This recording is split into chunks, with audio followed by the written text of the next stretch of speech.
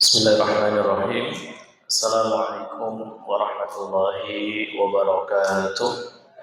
Innal hamdalillah nahmaduhu wa nasta'inuhu wa nastaghfiruh wa na'udzu billahi min shururi anfusina wa min sayyiati a'malina. May yahdihillahu fala mudilla lahu wa may yudlil fala hadiya lahu. Asyhadu an la ilaha illallah wahdahu la syarika lah wa asyhadu anna Muhammadan abduhu wa rasuluhu la nabiyya wa la rasula ba'dah. Allahumma salli wa sallim wa barik ala habibina wa nabiyyina wa maulana Muhammadin wa ala alihi wa sahbihi wa man tabi'ahum bi ihsanin ila yaumiddin, amma ba'du. Bapak, Ibu, adik-adik jamaah salat maghrib yang mudah-mudahan dirahmati Allah Subhanahu wa taala. Sebelumnya saya mohon maaf karena ini bukan jadwal saya. Saya baru dihubungi tadi, ya hari ini tadi, ya siang atau menjelang sore tadi untuk menggantikan. Saya walau alam jadwal siapa saya juga belum tahu. Maka dari itu mudah-mudahan apa yang nanti saya sampaikan ini khususnya buat saya pribadi, dan apabila ada yang bisa diambil maka mudah-mudahan itu bisa bermanfaat. Yang pertama, marilah kita bersyukur kepada Allah Subhanahu wa taala karena Allah Subhanahu wa taala masih memberikan kepada kita kenikmatan yang luar biasa. Kenikmatan yang Allah Subhanahu wa taala berikan di antaranya adalah nikmat sehat, nikmat anggota badan yang lengkap, nikmat kita bisa menjadi manusia, nikmat kita diciptakan fi ahsani taqwim, sebaik-baik penciptaan. Karena manusia itu adalah makhluk yang paling sempurna penciptaannya. Bapak Ibu yang dirahmati Allah Subhanahu wa taala, kita bisa bayangkan Bapak Ibu, seandainya Allah Subhanahu wa taala menciptakan lubang hidung kita itu menghadap ke atas. Kira-kira pripun Pak niku? Allah itu menciptakan lubang hidung itu menghadap ke bawah. Allah tidak menciptakan lubang hidung itu menghadap ke atas. Ya, itu kita tahu lah ya bagaimana manfaatnya. Kalau lubang hidung menghadap ke atas, itu kalau kita waktu kecil hujan-hujanan, itu sudah masuk semua itu air ke dalam hidung. Itu kan hal yang barangkali jarang kita sadari Pak. Makanya Allah Subhanahu wa taala menciptakan manusia itu sebaik-baik bentuk. Allah Subhanahu wa taala menciptakan kulit kita itu waterproof Pak. Tahan air. Ingin apa buatan? Jenengan kalau mandi, ya, kalau siram itu airnya masuk ke dalam tubuh kita buatan ya. Allah Subhanahu wa taala Masya Allah luar biasa menciptakan kulit manusia itu tahan air. Kita nggak bisa bayangkan seandainya Allah Subhanahu wa taala menciptakan kulit manusia itu bagaikan kain ataupun handuk. Setiap mandi, ya, tubuh kita harus diperas terlebih dahulu untuk mengeluarkan air yang menyerap ke dalam tubuh kita. Ingin apa buatan? Ini kan satu hal yang luar biasa, dan masih banyak sekali ya kalau kita mau mengulik ya dari tubuh kita saja, ya, dari tubuh kita saja, dari ujung rambut sampai ujung kaki, maka tidak ada alasan bagi kita untuk tidak bersyukur kepada Allah Subhanahu wa taala. Terlebih saat ini Allah Subhanahu wa taala memberikan kesempatan ya kepada kita bisa beriman, ya. Di hati kita, di dada kita masih ada keimanan, masih ada keislaman. Saya ditugaskan dari Pondok An-Nur setelah lulus waktu itu, saya ditugaskan di Lampung. Tugas saya salah satunya adalah berkeliling ke pelosok-pelosok Lampung, Pak. Dan di sana saya dapati ternyata masih banyak sekali pedalaman-pedalaman yang tidak pernah tersentuh dengan kajian-kajian. Ya. Masih sangat terbelakang, baik itu dari segi ekonominya, baik itu dari segi pendidikannya, apalagi agamanya. Saya pernah datang ke satu desa di Lampung Tengah, Pak, namanya Linggapura. Jadi desa Linggapura ini awalnya mayoritas muslim, semuanya beragama Islam. namun tadi saya sampaikan di sana sangat terbelakang ya. Akses jalannya masih tanah, kalau hujan juga becek. Kemudian rumahnya itu masih pada kayu, Pak. Rumahnya masih pada kayu, kemudian listrik juga belum lama ini masuk ya. Bahkan masih banyak sekali desa yang belum ada listriknya. Saya waktu datang ke sana itu seolah-olah saya sedang berada di tahun 80-an. Karena tidak ada modernisasi sama sekali. Sangat terbelakang. Karena faktor itu akhirnya banyak misionaris-misionaris Kristen Katolik yang dia masuk ke dalam desa tersebut. Yang awalnya semuanya mayoritas Muslim, ya, bahkan semuanya Pak, bukan mayoritas lagi, semua penduduk desa itu Muslim. Namun satu, karena faktor ekonomi dan tidak adanya dai yang datang memasuki kampung tersebut, memberikan kajian, memberikan tausiah, memberikan wejangan-wejangan, memberikan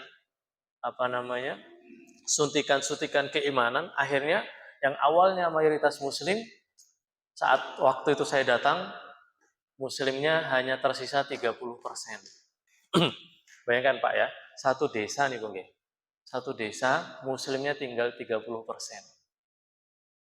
Nah waktu saya datang ke sana, ternyata di 30% itu juga ada konflik antar sesama tokoh.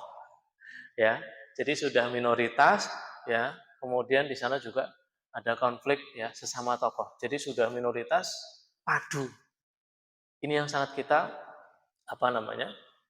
kita sangat peduli terhadap desa tersebut. Akhirnya setiap bulan ya kita datang ke desa tersebut untuk menyampaikan kajian dan tausiah, dan alhamdulillah kita bisa mendamaikan dua tokoh tadi yang berselisih, dan alhamdulillah sekarang di sana kajiannya sudah mulai ramai. Bapak Ibu yang dirahmati Allah Subhanahu wa taala, maka kalau kita bisa menghadiri majelis ilmu itu sangat luar biasa. Masih banyak saudara-saudara kita yang mau ikut pengajian itu susah. Ya, contohnya yang di pelosok-pelosok itu. Tidak ada ustadz yang mau ke sana, ya. Karena memang medannya sangat susah sekali. Maka kita yang tinggal di kota, Pak ya. Ini kota nggih. Saya dibilang kota, ya. Itu mari ketika ada pengajian kita hadiri, kita sambangi, ya, kita bersama-sama ya bermajelis ilmu. Bapak Ibu yang dirahmati Allah Subhanahu wa taala, salawat teriring salam semoga selalu terlimpahkan kepada baginda besar Nabi Muhammad sallallahu alaihi wasallam beserta para keluarga, para sahabat, para tabi'in, tabi'ut tabi'in, dan orang-orang yang senantiasa siqah meniti jalannya hingga yaumil qiyamah. Amin ya rabbal alamin. Bapak Ibu yang dirahmati Allah Subhanahu wa taala, saat ini kita sudah memasuki di akhir-akhir bulan Rajab.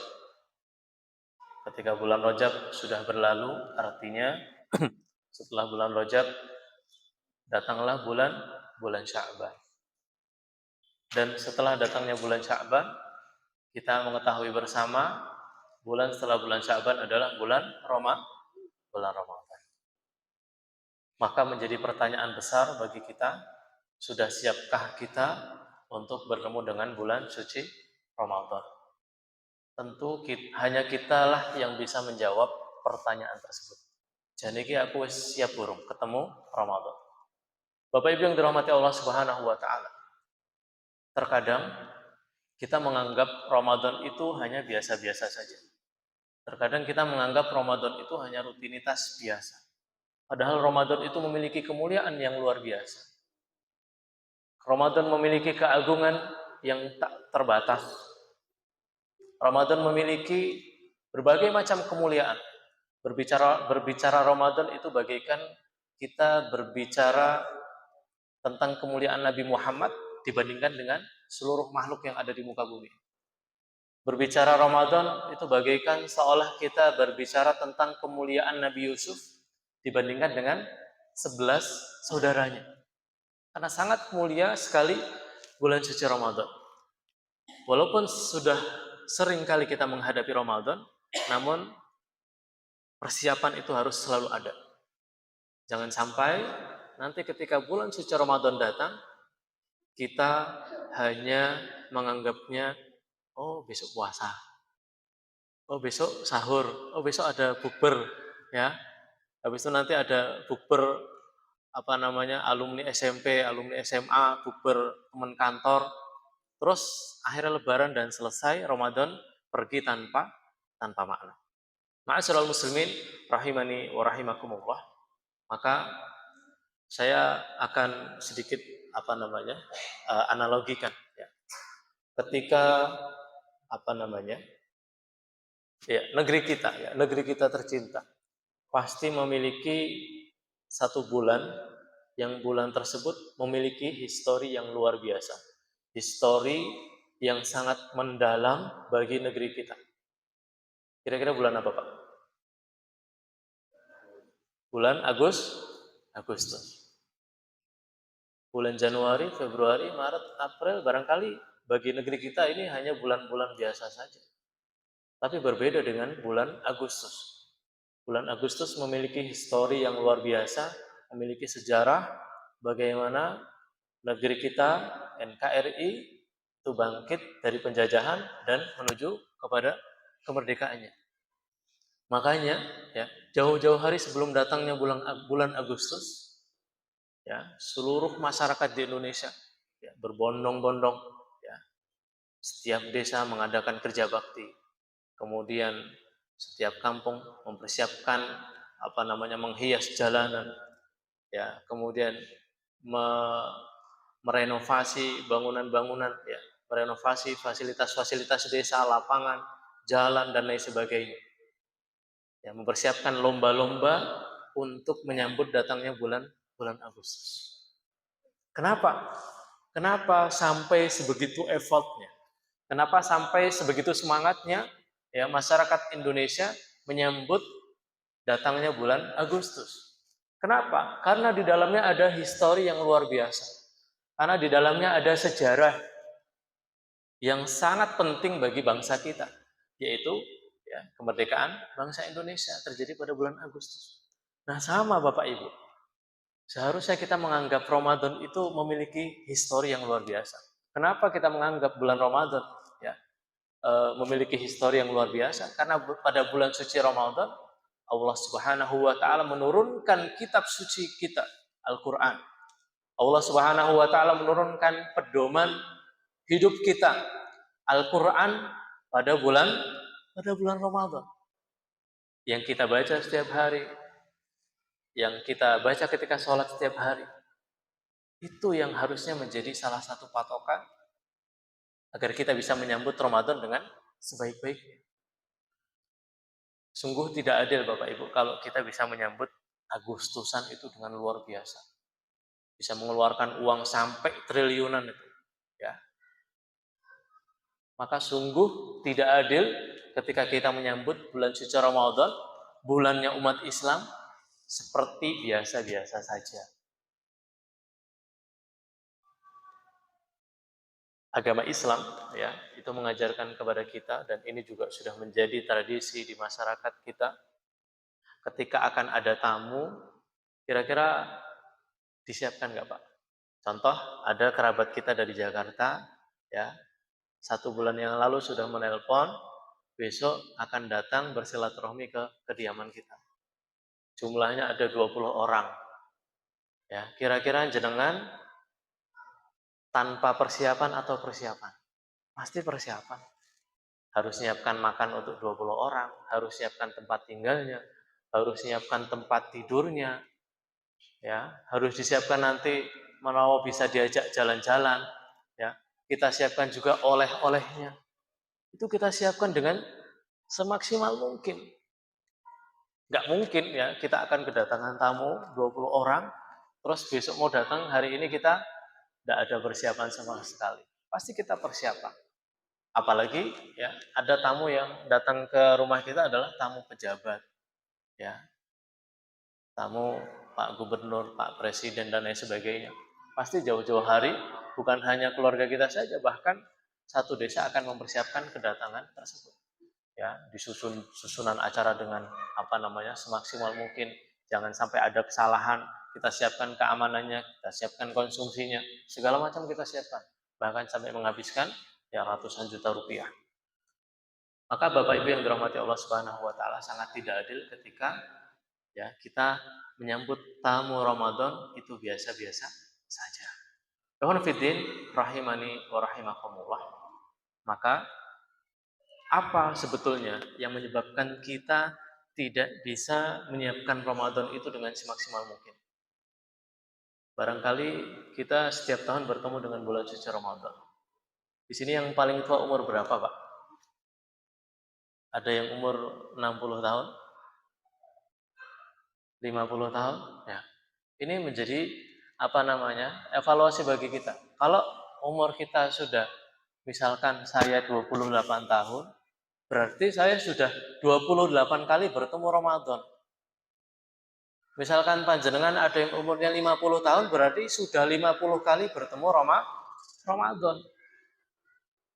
Tapi kok ya guru ngono-ngono wae Ramadan. Ya, kadang ngaji juga tidak hatam, kadang sedekahnya juga mikir, sedekah ora ya. Kadang sholat tahajudnya juga masih ngantuk ya. Tarawih juga kadang berangkat kadang enggak. Puasa-puasa tapi juga masih bermaksiat, masih berkata-kata yang tidak baik, masih melihat hal-hal yang diharamkan oleh Allah Subhanahu wa taala. Kenapa sebetulnya? Permasalahannya hanya satu. Karena kita tidak mengetahui betapa mulianya Ramadan. Sering kali kita menyepelekan Ramadan karena kita tidak mengetahui kemuliaannya, Pak. Saya kasih contoh, Pak. Saya suka memberikan contoh supaya bisa dipahami. Misal, Pak ya, baju saya ini harganya 5 juta. Misalkan. Enggak sampai ini cuma 100 ribuan. Ya. Misalkan baju saya ini harganya 5 juta. Kira-kira, Pak, kalau saya tahu baju saya ini harganya 5 juta, kira-kira saya akan merawatnya enggak, Pak? Pasti akan saya rawat. Ya, mencucinya nanti harus dengan apa namanya? Secara khusus. Ya. Kalau jalan kesenggol orang, wih, lambiku larang, ya. Kesenggol apa namanya? Pagar, pasti akan kita akan merasakan eman-eman. Waduh, ya apalagi kita jatuh, baju kita sobek, harga yang 5 juta tadi sobek. Pasti kita akan merasakan penyesalan yang sangat luar biasa. Itu kalau kita tahu baju kita harganya 5 juta. Pasti kita akan menjaganya, akan merawatnya, akan melindunginya, ya. Akan kita simpan di tempat yang baik, ya. Tidak sembarangan orang bisa memegangnya. Itu kalau kita tahu baju kita harganya 5 juta. Namun sebaliknya, kalau saya tidak tahu kalau baju ini harganya 5 juta, ya pasti saya akan menganggap baju ini seperti pada umumnya. Ya cuci bareng apa namanya sama baju yang lain. Kemudian jatuh ya udah, ya hilang ya udah. Kalau sobek ya udah, dong nggak tahu harganya berapa. Itu kalau kita tidak mengetahui ya baju kita harganya 5 juta rupiah. Sama Bapak Ibu yang dirahmati Allah Subhanahu wa taala, kita tidak akan bisa memuliakan Ramadan karena kita tidak tahu harganya. Kita tidak tahu bahwasanya Ramadan itu sangat mulia.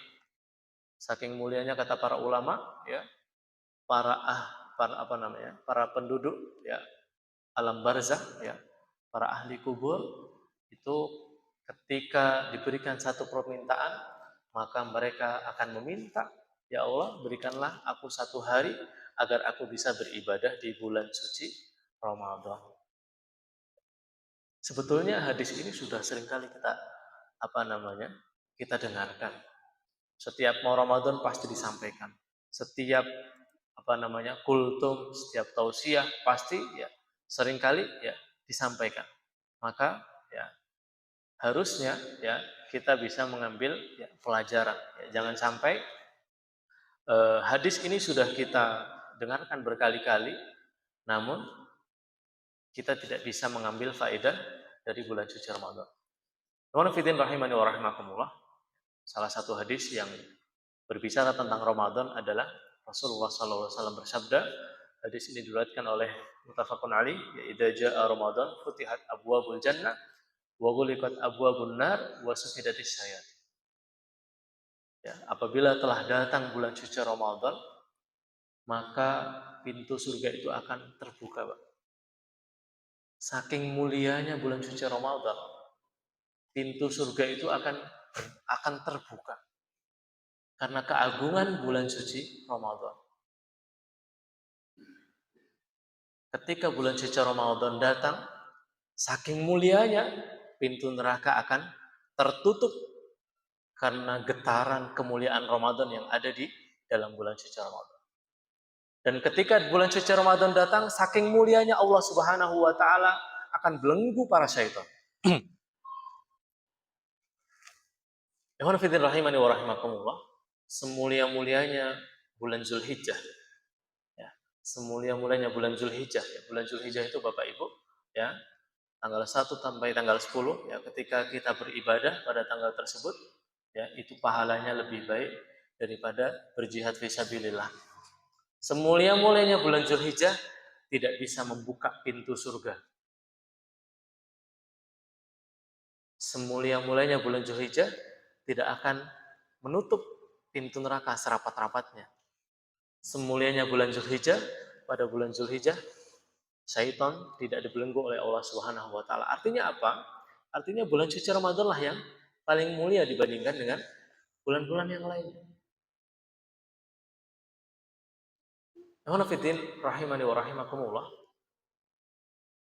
Kemudian ada satu hadis lagi, ya. Satu hadis lagi yang saya rasa ini hadis yang luar biasa. Jadi ya suatu ketika Talhah bin Ubaidillah, ya, saya berikan prolog dulu. Jadi waktu itu ya di zaman Nabi ada 2 orang dari Yaman datang kepada Nabi Muhammad SAW untuk masuk ke dalam agama Islam. Ada 2 orang, Pak, ya, 2 orang.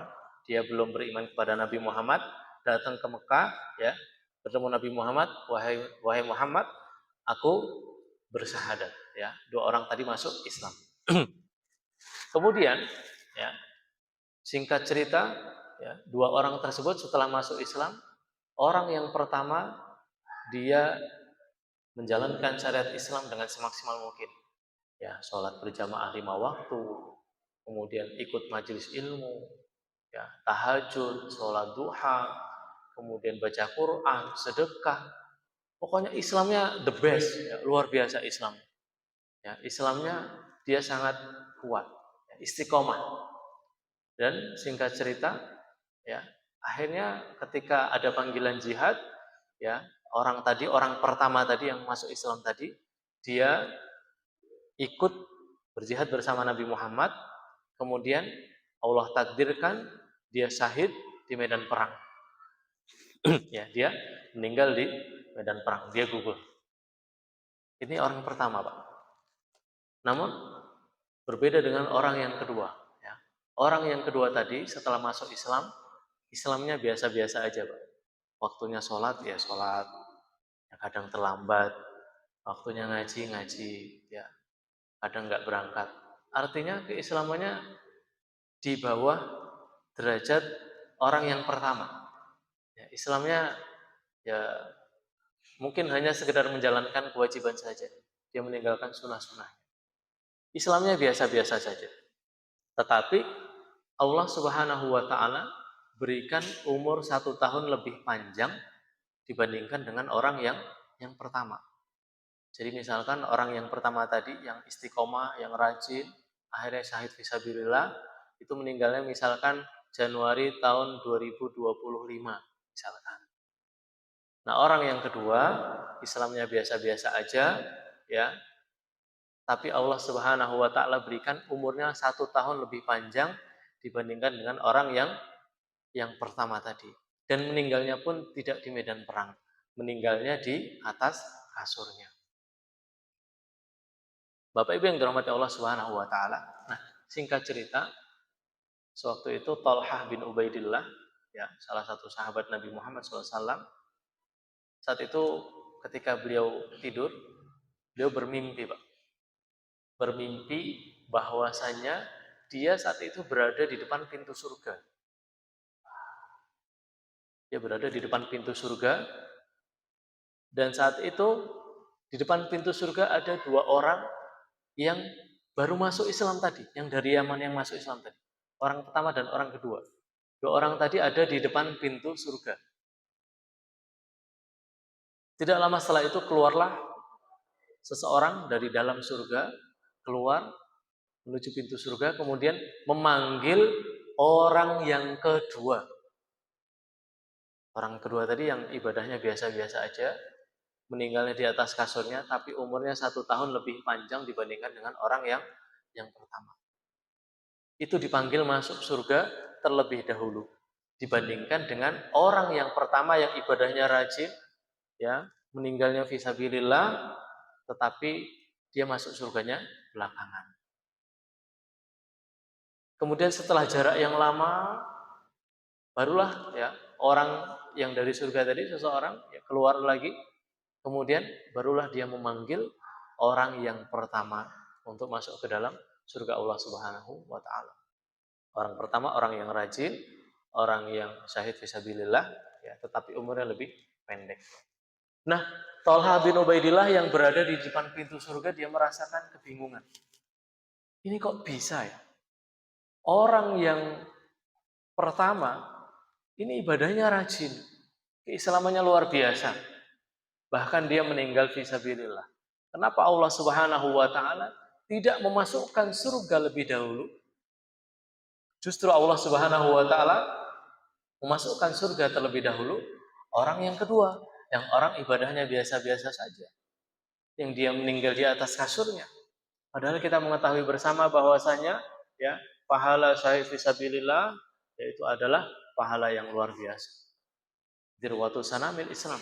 Puncak dari amalan Islam adalah ya, fisabilillah. Berjihad di jalan Allah Subhanahu wa taala. Tapi kenapa Allah Subhanahu wa taala justru mengakhirkan masuk surga bagi orang yang pertama tadi? Maka Thalha bin Ubaidillah ya, bangun dari tidurnya, lalu di situ dia bertemu dengan para sahabatnya. Dia menceritakan mimpinya. Ya, maka para sahabat yang lain pun juga terheran-heran. Kok bisa orang yang pertama justru masuk surganya belakangan dibandingkan dengan orang yang kedua? Orang yang kedua justru lebih dahulu masuk surga. Maka karena para sahabat kebingungan, akhirnya mereka datang kepada Nabi Muhammad SAW. Kemudian Thalha bin Ubaidillah bersama para sahabat ya menceritakan mimpinya Thalha bin Ubaidillah. Wahai Nabi Muhammad, Thalha bin Ubaidillah itu bermimpi. Ya, diceritakanlah mimpi tersebut. Kok bisa wahai Rasulullah, orang yang pertama masuk surganya belakangan dan jaraknya sangat lama dibandingkan dengan orang yang kedua. Orang yang kedua masuk surganya lebih dahulu dibandingkan dengan orang yang pertama. Kok bisa wahai Nabi Muhammad? Maka apa kata Rasulullah sallallahu alaihi wasallam? Ya. Bukankah ya, orang yang pertama, alaysa qad makatha hadza ba'dahu sanatan wa adraka Ramadan fa shama wa shalla kada wa kada min sajdatin fi sanah.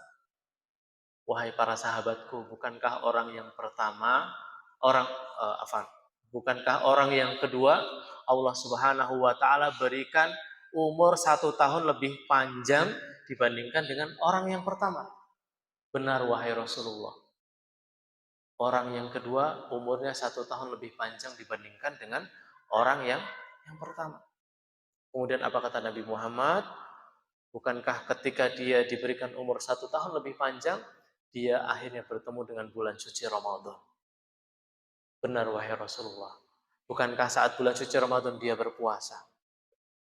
Bukankah saat bulan suci Ramadan dia dia sholat, dia membayar zakat, dia tahajud, dia sholat tarawih, dia membaca Al-Quran, dia bersedekah, dan dia melakukan berbagai macam amalan ibadah saat bulan suci Ramadan? Benar wahai Rasulullah. Maka apa kata Nabi Muhammad? Fama bainahuma ab'adu mimma bainas sama'i wal ardh. Maka ketahuilah jarak antara orang yang pertama dan orang yang kedua, ya, derajatnya lebih tinggi di orang yang kedua, itu jaraknya bagaikan antara langit dan bumi. Masya Allah, itu pahala ketika kita bisa memaksimalkan bulan suci Ramadan, bisa mengalahkan pahala orang yang rajin, ya, bisa mengalahkan pahala orang yang meninggal di jalan Allah Subhanahu wa taala. Itu ketika kita bisa bertemu dengan bulan suci Ramadan, dan itu ketika kita tentunya bisa memaksimalkan bulan suci Ramadan dengan sebaik-baiknya. Maka Masya Allah, ya, sangat luar biasa pahala yang Allah Subhanahu wa taala, ya, tawarkan kepada hamba-hambanya ketika bisa memaksimalkan bulan suci Ramadan. Ikhwan fillah rahimani wa rahimakumullah. Maka masih banyak lagi, ya, hadis-hadis yang Allah Subhanahu wa taala dan Rasulullah sallallahu alaihi wasallam tampakkan, ya, ajarkan kepada kita tentang bagaimana kemuliaan, ya, bulan suci Ramadan. Maka yang menjadi PR kita saat ini adalah bagaimana, ya, nanti di Ramadan tahun ini kita bisa mempersiapkan dengan sebaik-baiknya.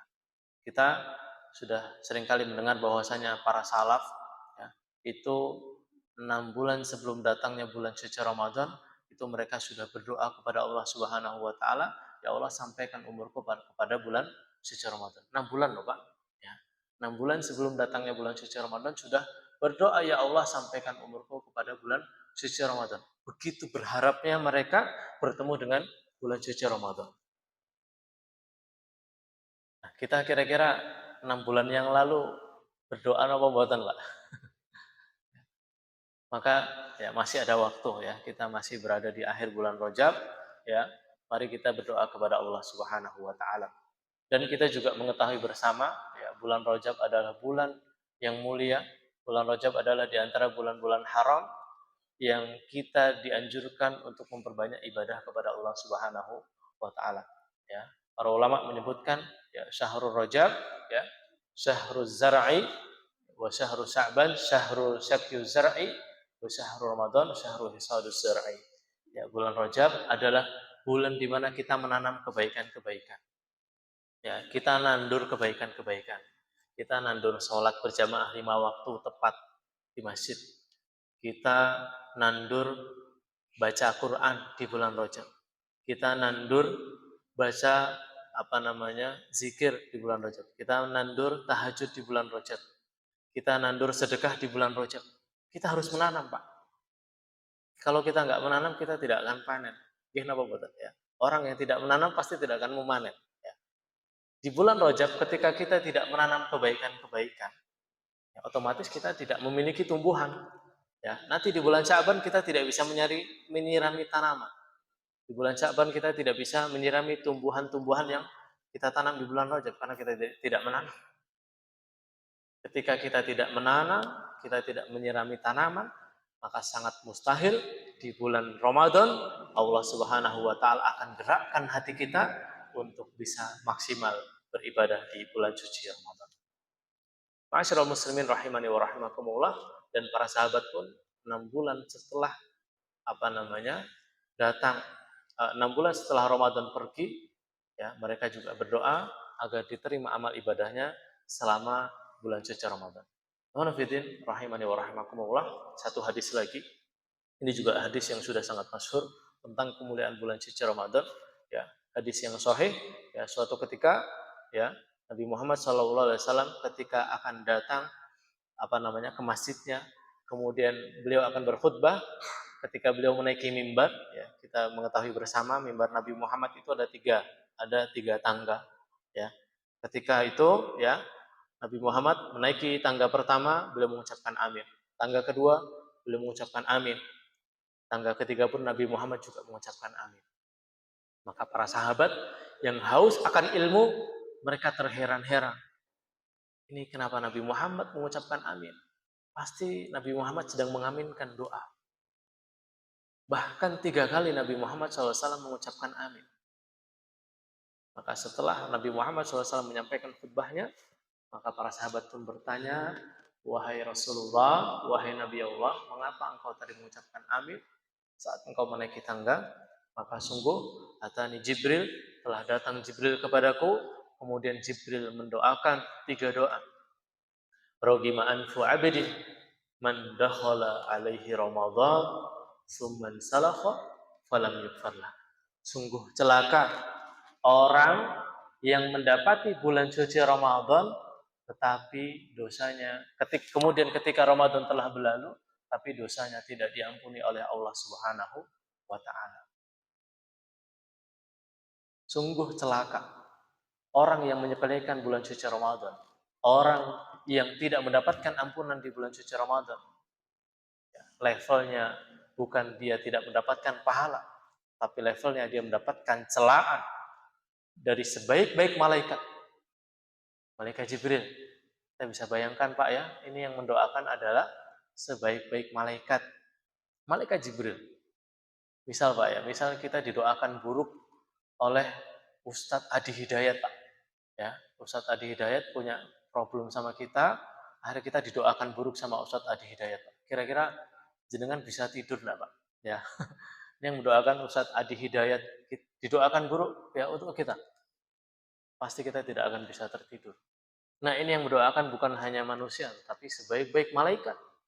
Malaikat Jibril mendoakan sungguh celaka orang yang diberikan umur, orang yang diberikan waktu, diberikan kesempatan di bulan suci Ramadan, tetapi ketika bulan suci Ramadan telah pergi, dia tidak mendapatkan ampunan dari Allah Subhanahu wa taala. Lalu diaminkan oleh sebaik-baik manusia, sebaik-baik nabi dan rasul, Nabi Muhammad SAW.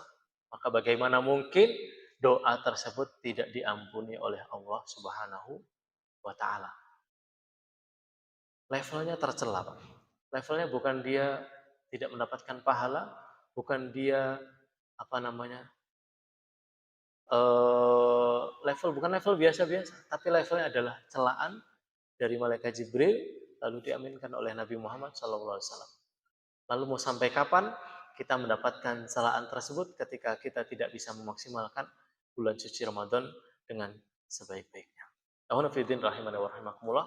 Kemudian yang kedua adalah barang siapa yang mendapati kedua orang tuanya yang sudah tua renta, ini doa malaikat Jibril tadi. Namun ketika dia mendapati kedua orang tuanya sudah tua renta, namun dia tidak mendapatkan surga karena berbakti kepada kedua orang tuanya yang sudah tua renta. Artinya Allah Subhanahu wa taala berikan pintu surga dari berbakti kepada kedua orang tuanya yang sudah tua renta. Namun justru dia sia-siakan, dia sepelekan. Justru dia tidak bisa mendapatkan surga dari berbakti kepada kedua orang tua yang sudah tua renta. Maka itu juga celaka, kata malaikat Jibril, lalu diaminkan oleh Nabi Muhammad SAW. Kemudian yang ketiga, sungguh celaka orang yang ketika disebutkan nama Nabi Muhammad SAW, namun dia tidak bersalawat kepada Nabi Muhammad SAW. Itulah 3 doa yang didoakan oleh malaikat Jibril, lalu diaminkan oleh Nabi Muhammad SAW. Alhamdulillah, rahimani wa rahimakumullah. Maka mari kita bersama-sama, kita bersihkan hati kita bersihkan kolbu kita bersihkan kotoran-kotoran hati kita. Barangkali masih banyak iri, dengki, hasad, kemudian sombong, sum'ah yang ada di dalam hati kita. Kita bersihkan. Jangan sampai nanti ketika bulan suci Ramadan datang, kotoran-kotoran hati itu masih ada. Kotoran-kotoran kebencian terhadap sesama muslim itu masih ada. Jangan sampai nanti ketika Ramadan itu datang, kita masih memiliki kebiasaan-kebiasaan yang buruk, dosa-dosa yang kita lakukan, maksiat-maksiat yang masih kita kerjakan. Jangan sampai Ramadan ini ya menjadi Ramadan terburuk. Jadikan Ramadan ini bagaikan Ramadan terakhir. Karena kita tidak mengetahui ya Ramadan yang akan datang, apakah kita bisa bertemu, apakah Allah Subhanahu wa taala masih memberikan umur panjang kepada kita. Ma'asyiral muslimin rahimani wa rahimakumullah ya. Kemudian juga kita harus senantiasa berdoa kepada Allah Subhanahu wa taala agar Allah Subhanahu wa taala sampaikan umur kita untuk bisa bertemu dengan bulan suci Ramadan. Betapa banyak tetangga-tetangga kita barangkali, saudara-saudara kita yang Allah Subhanahu wa taala cabut umurnya. Allah cabut nyawanya ya, beberapa hari yang lalu, beberapa pekan yang lalu, beberapa bulan yang lalu. Dan tidak ada jaminan ya, setelah Isya nanti kita masih hidup. Tidak ada jaminan besok kita masih hidup. Tidak ada jaminan pekan depan, bulan depan, ya nanti ketika bulan suci Ramadan datang, kita masih hidup. Maka ketika kita di bulan Rajab ini sudah berniat menanam berbagai macam kebaikan, kita menanam sholat, menanam puasa, menanam sedekah, menanam keikhlasan di bulan Rajab, ya. Nanti ketika Allah Subhanahu wa taala tidak sampaikan umur kita pada bulan suci Ramadan, maka mudah-mudahan Allah Subhanahu wa taala sudah mencatat niat kita menanam di bulan Rajab untuk bertemu dengan bulan suci Ramadan. Mudah-mudahan itu sebagai catatan kita bisa mendapatkan pahala bulan suci Ramadan walaupun umur kita sudah tidak ada. Mudah-mudahan yang sedikit ini bisa memberikan pelecut semangat bagi saya pribadi. Apabila ada yang bermanfaat bagi jamaah sekalian, mari kita sama-sama aplikasikan dalam kehidupan sehari-hari. Jangan sampai Ramadan datang kita menganggapnya biasa-biasa saja, menganggapnya sebagai rutinitas tahunan saja, sebagai siklus tahunan saja yang tidak memiliki kemuliaan, yang tidak memiliki keagungan. Jangan sampai. Mudah-mudahan nanti ketika bulan suci Ramadan datang, hati kita bersih, amal kita banyak, ya, dan kita sambut dengan kegembiraan karena kita bisa mengumpulkan pahala yang banyak ketika memasuki bulan suci Ramadan. Sekian yang dapat saya sampaikan. Kita tutup dengan doa kafaratul majlis. Subhanakallahumma wa bihamdika asyhadu an la ilaha illa anta astaghfiruka wa atubu ilaik. Kurang lebihnya mohon maaf. Billahi taufiq wal hidayah. Assalamualaikum warahmatullahi wabarakatuh.